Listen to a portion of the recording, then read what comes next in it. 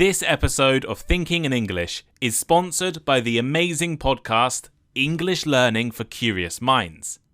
English Learning for Curious Minds is one of the best podcasts for English learners, has fantastic topics, and I think Thinking in English listeners would love it.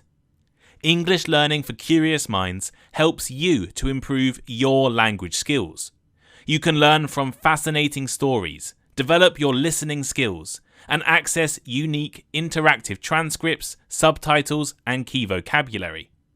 Ever wondered about why cocktails have unusual names? Want to learn about a famous Soviet spy ring in the UK? Or are you curious about Lee Harvey Oswald, the man who killed a US president? All of these have been recent topics on English Learning for Curious Minds.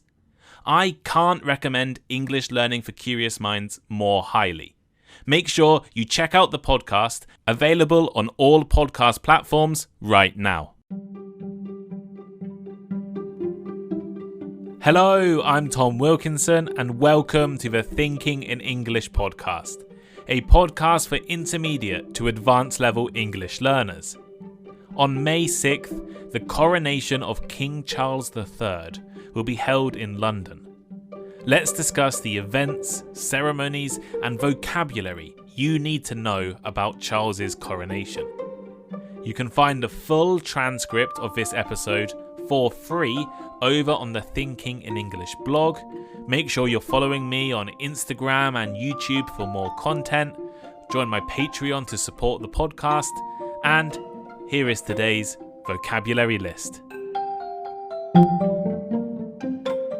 To crown. To crown.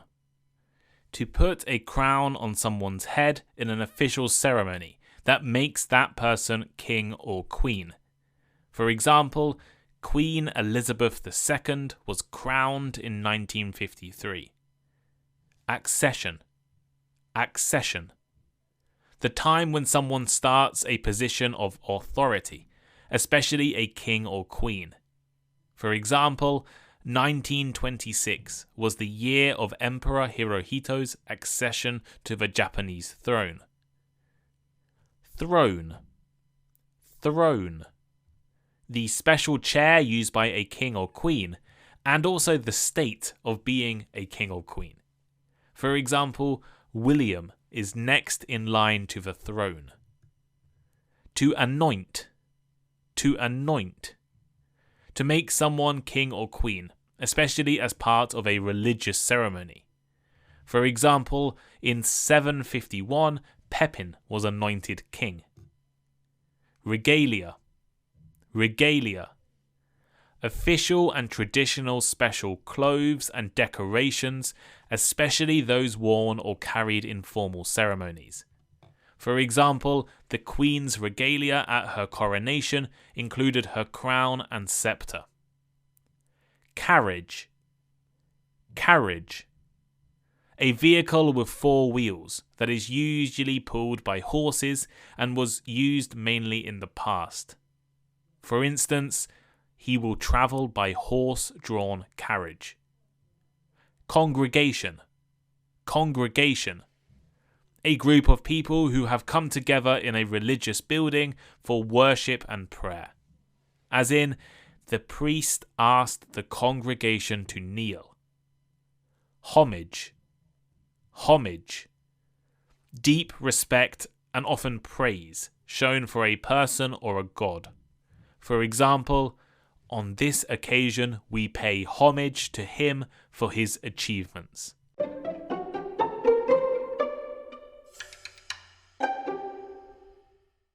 On Saturday, the 6th of May 2023, the coronation of King Charles III will take place at Westminster Abbey in London.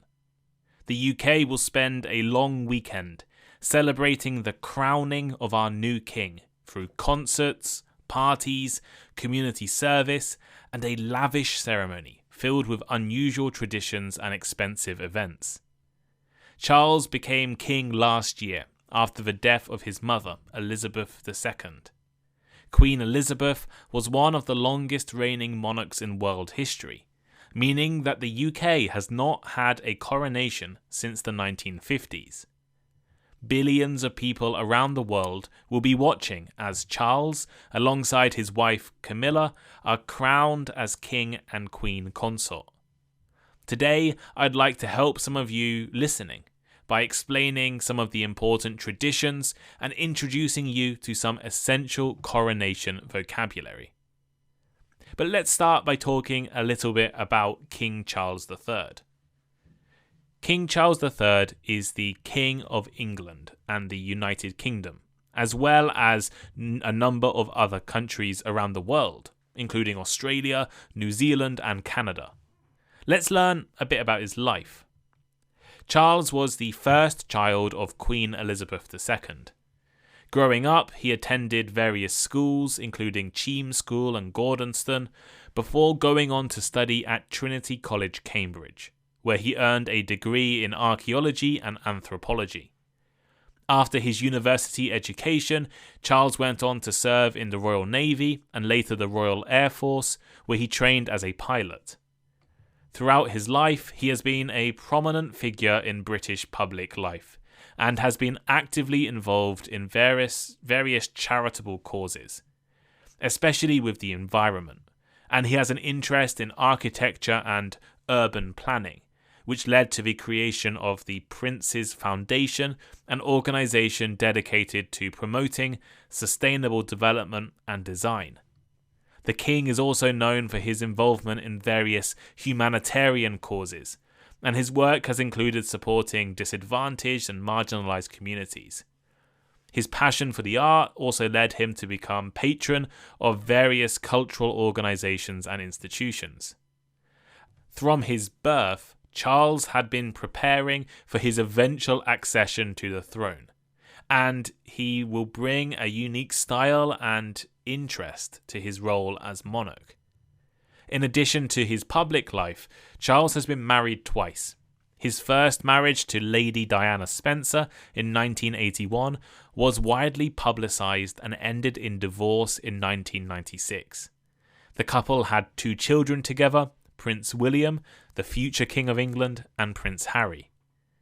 Charles's second marriage to Camilla Parker Bowles in 2005 was also met with controversy due to their affair while Charles was still married to Diana. In recent years, however, Charles and Camilla's relationship has been more accepted, and Camilla has actually been given the official title Queen Consort. Okay, so now we know a little about Charles. What is a coronation? Well, a coronation is maybe the most significant event in the life of a monarch. It marks their accession to the throne and formalises their role as the head of the country. This event consists of 2 distinct parts: the symbolic religious ceremony, in which a monarch is crowned, and also the physical act of placing a crown on the king's head. The coronation ceremony is steeped in tradition and deeply rooted in the history of the British monarchy. It's a grand event that involves a carefully planned series of rituals and ceremonies that I'll talk about in a few seconds.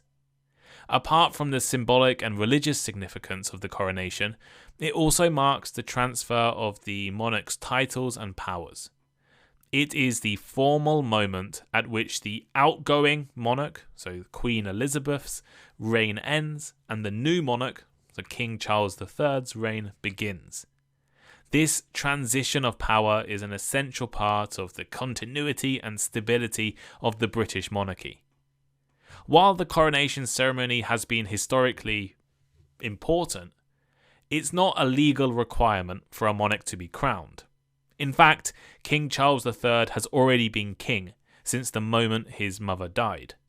And famously, Edward VIII resigned or abdicated before he could have a coronation. And Queen Elizabeth II was never officially crowned in Scotland.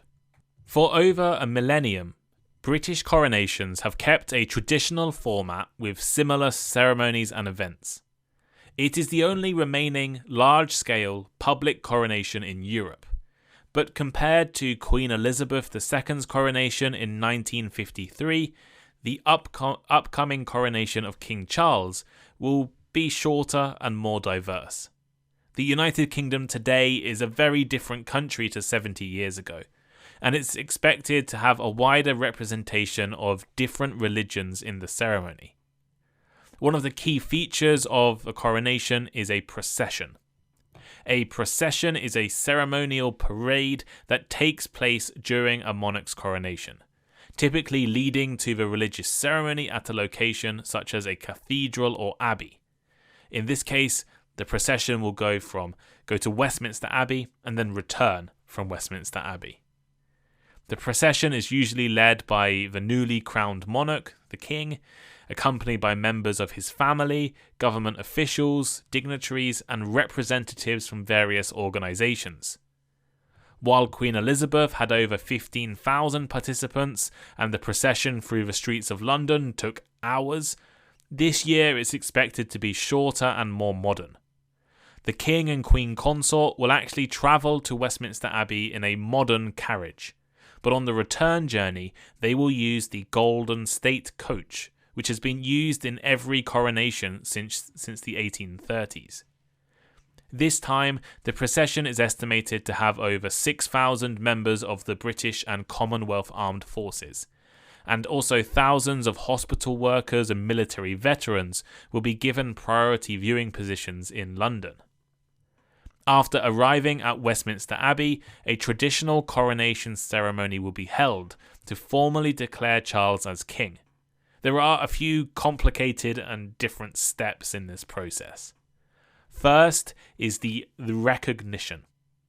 During the recognition, the Archbishop of Canterbury, who is one of the leaders of the Church of England, will present Charles to the congregation, the guests in the abbey, and he will ask if they are willing to accept and obey the new king. The congregation will then respond with a loud shout of "God save the King!" The recognition signifies the moment when the new monarch's authority is recognised and affirmed by the people and the Church of England.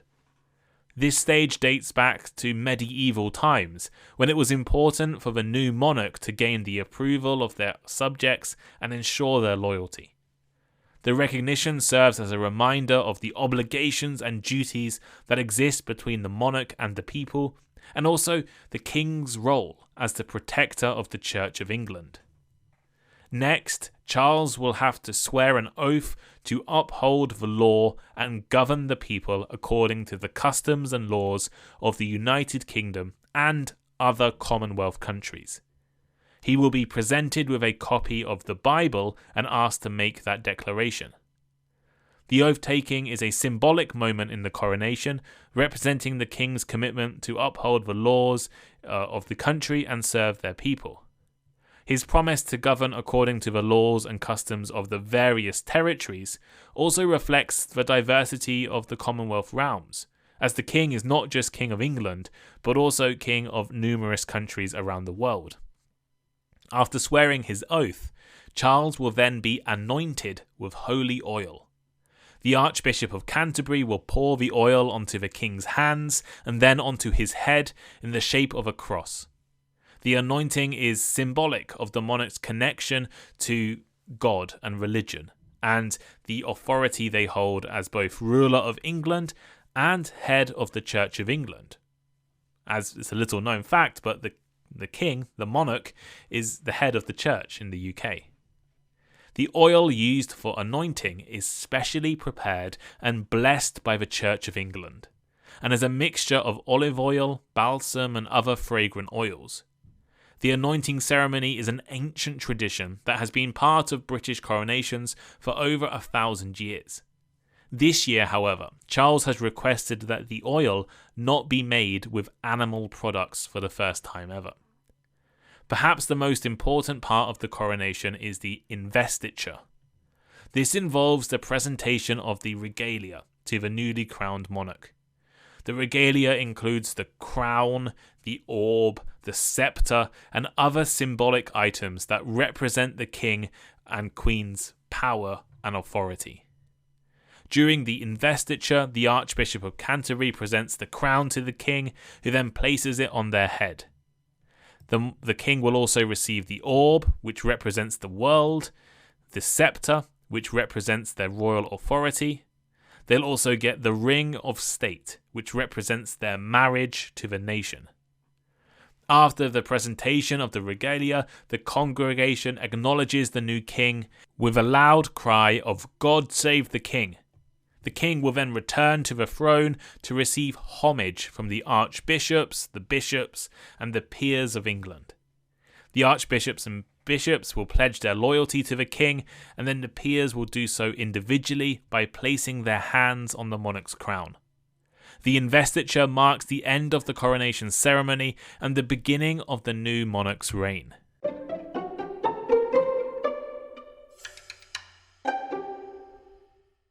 So here is today's final thought.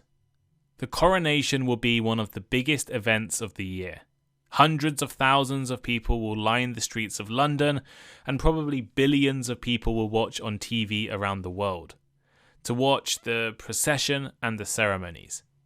As many of the traditions and rituals are over 1,000 years old, the vocabulary can be difficult for both English learners, non-native speakers, and even native speakers too. Hopefully, after listening to this episode, you will be able to better understand King Charles's coronation, as this will be in the news a lot, especially if you read British news like the BBC or British newspapers like The Guardian or the Financial Times. They'll be talking about the coronation quite a lot over the next few days. But what do you think? Will you be watching King Charles's coronation? Do you live in a country with a monarchy like the UK, and do your leaders have a coronation ceremony as well? Let me know by leaving a comment on the Thinking in English transcript, a comment on Spotify, or send me a message on Instagram. If you love listening to Thinking in English, support the podcast on Patreon, join my conversation clubs, take some English classes with us, leave a like, a rating, or a review wherever you are listening right now. A 5-star on Spotify would be great. Check out my Instagram page and YouTube channel. And thank you. Thank you for listening, and I'll see you all next time. Goodbye.